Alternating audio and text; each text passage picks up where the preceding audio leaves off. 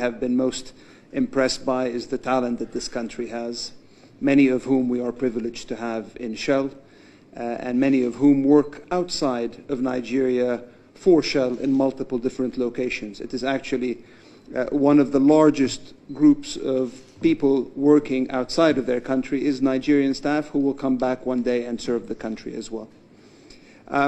As both the Special Advisor and the GCEO have said, we have really been in a space where we are very keen to invest in Nigeria. But I would say this has not always been the case.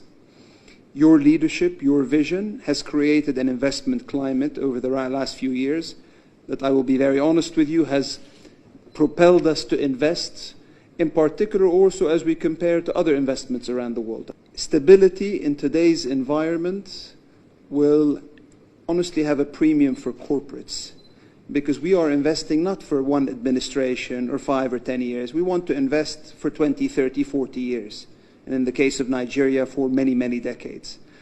And therefore, as we look today at opportunities to be able to allocate our capital to multiple different countries, I can tell you, and I'm proud to say, Nigeria stands as one of the ones that is attracting more capital than most.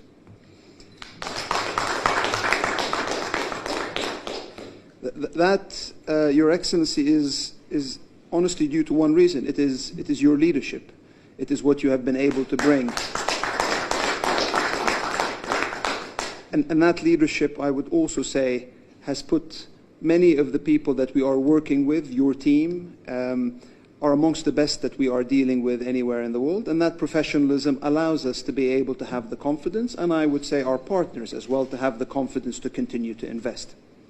As the Special Advisor has said, just in the last 12 months, we invested that $5 billion in Bonga North, $2 billion in HI, the gas project to NLNG.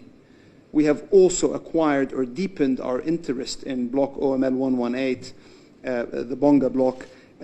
Total Energies was selling, so we bought because we want to deepen further. But that we think is not enough. We think there is more to invest here, and we understand the vision that you have for the country. And so we are indeed working on a project, Bonga South West, that could potentially, if we get to an FID stage, see us with the partners invest around $20 billion foreign direct investment, half of which will be capital, and the other half will be the operating expenses and the like that will come into the country. This will be one of the biggest, I would say, energy projects in the world. And I'll come back to that, if you don't mind, in a second. But there is more. We still see opportunities like Bolia Chota, which is further in the funnel, to be able to continue to invest. We see opportunities like Nwadoro, which is another one we would invest in. And we are looking at the exploration round that you currently have ongoing, because we are interested to potentially look even further out for those investments. That is a sea change, maybe, than where we were several years ago, where we were pulling back on investments rather than putting the sorts of billions of dollars I'm talking about. Maybe the last thing I will say, Your Excellency, to Bonga South West, that huge project, I'd like to thank you. I'd like to thank you for the leadership you have shown there to be able to provide the incremental incentives that are now getting us line of sight to an investment in this project with our partners. That is a significant step forward. I recognize over the next 2 months, and I would very much ask for your support to now officialize the framework that you have so kindly supported. I think that allows us to now make the next move, and I am pleased to say that on the basis of what we have seen, when we walk out of this privileged audience today, our team will start the pre-feed on that project, looking over the next few months to get it to a level of maturity where we can take it into feed, and as the Group CEO as well said, eventually into FID, hopefully in 2027, and we will look to fast-track that as much as possible.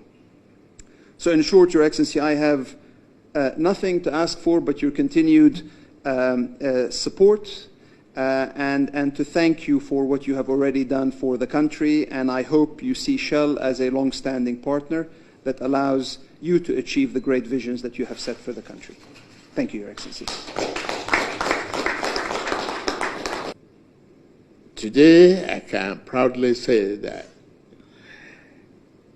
confidence is returning to our investment environment.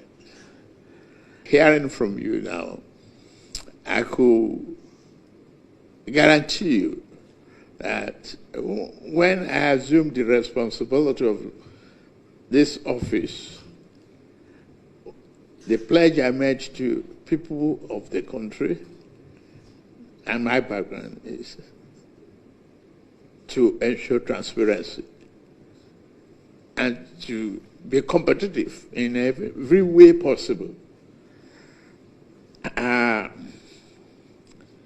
It's not the same thing as before that Nigeria can arrogantly stand on a monopolistic leg of saying, oh, we have it, we don't have competition. Well, if I look around my geography, I see Guyana, I see other countries struggling to attract the same investment from the same basket. So what do? Must encourage, invest, and incentivize the opportunities. And that's what I'm doing. I like what Shell has done, and your partnership with Pesu and all of that. There's no better time to do it than now. And I want to assure you that what we promise is what we will deliver.